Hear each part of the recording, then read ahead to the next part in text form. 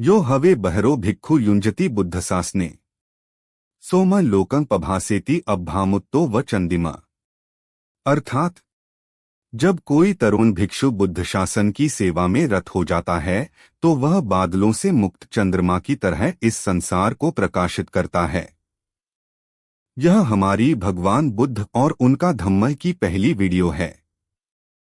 हमारा प्रयास है कि इस वीडियो के माध्यम से इस पुस्तक का वीडियो संस्करण ज्यादा से ज्यादा लोगों तक पहुंचे। इस पुस्तक को 8 कांड में विभाजित किया गया है। प्रत्येक कांड को विभिन्न भागों में बांटा गया है। वे कांड निम्न हैं। प्रथम कांड सिद्धार्थ गौतम बोधिसत्व किस प्रकार बुद्ध बने। द्वितीय कांड धर्म दीक्षाओं का आंदोलन। तृतीय कांड बुद्ध ने क्या सिखाया। चतुर्थ कांड मजहब और धर्म। पंचम कांड संघ। षष्ठ कांड भगवान बुद्ध और उनके समकालीन। सप्तम कांड महान परिव्राजक की अंतिमचारिका। अष्टम कांड महामानव सिद्धार्थ गौतम। समाप्ति। नमो तस् भगवतो अर्हतो सम्मा सम्बुद्धस्। भगवान बुद्ध और उनका धर्म।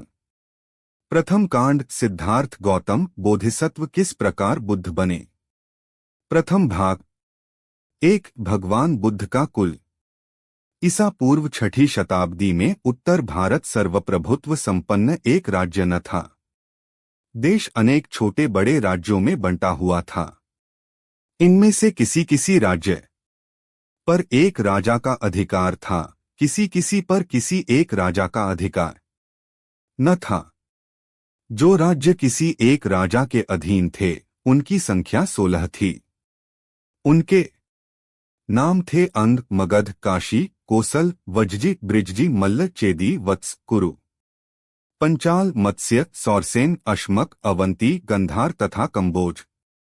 जिन राज्यों में किसी एक राजा का आधिपत्य न था वे थे कपिलवस्तु के शाक्य, पावा तथा कुशीद्वारा के मल्ल, वैशाली के लिच्छवी, मिथिला के विदेह, रामगाम के कोलिय, अलकप के बुली, केसपुत के कालाम, कलिंग, पिप्पलवन के मौर्य तथा भग्ग, भर्ग जिनकी राजधानी सिंसुमारगिरी थी। जिन राज्यों पर किसी एक राजा का अधिकार था वे जनपद कहलाते थे और जिन राज्यों पर किसी एक राजा का अधिकार न था वे संघ या गण कहलाते थे। कपिलवस्तु के शाक्यों की शासन पद्धति के बारे में हमें विशेष जानकारी नहीं है। हम नहीं जानते कि वहां प्रजातंत्र था अथवा कुछ लोगों का शासन था। इतनी बात हम निश्चयपूर्वक कह सकते हैं कि शाक्यों के जनतंत्र में कई राजपरिवार थे और वे एक दूसरे के बाद क्रमशः शासन करते थे। राजपरिवार का मुखिया राजा कहलाता था। सिद्धार्थ गौतम के जन्म के समय शुद्धोदन की राजा बनने की बारी थी। शाक्य राज्य भारत के उत्तर पूर्व कोने में था। यह एक स्वतंत्र राज्य था, लेकिन आगे चलकर कौशल नरेश ने इसे अपने शासन क्षेत्र में शामिल कर लिया था। इस अधिराजिक प्रभावक क्षेत्र में रहने का परिणाम यह था कि कौशल नरेश की स्वीकृति के बिना शाक्य राज्य स्वतंत्र रीति से अपने कुछ राजकीय अधिकारों का उपयोग न कर सकता था। उस समय के राज्यों में कौशल एक शक्तिशाली राज्य था। मगध राज्य भी ऐसा ही था। कौशल नरेश प्रसेनजित और मगध नरेश बिंबिसार सिद्धार्थ गौतम के समकालीन थे। 2 भगवान बुद्ध के पूर्वज। शाक्यों की राजधानी का नाम कपिलवस्तु था। हो सकता है कि इस नगर का यह नाम महान बुद्धिवादी मुनि कपिल के ही नाम पर पड़ा हो। कपिलवस्तु में जयसेन नाम का एक शाक्य रहता था। सिंहनु उसका पुत्र था। सिंह हनु का विवाह हुआ था कच्चाना से। उसके 5 पुत्र थे, शुद्धोदन, धौतोदन, शुक्लोदन, शाक्योदन तथा अमितोदन। 5 पुत्रों के अतिरिक्त सिंह हनु की 2 लड़कियां थीं, नमिता तथा प्रमिता।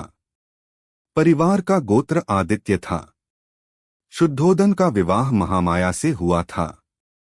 उसके पिता का नाम अंजन था और मां का सुलक्षणा।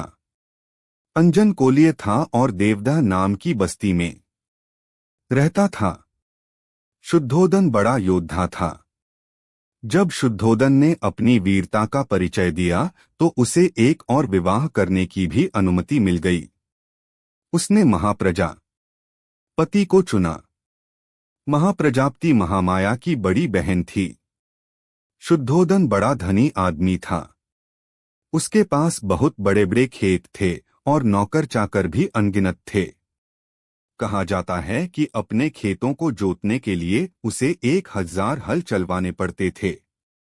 वह बड़े अमन चैन की जिंदगी बसर करता था। उसके कई महल थे।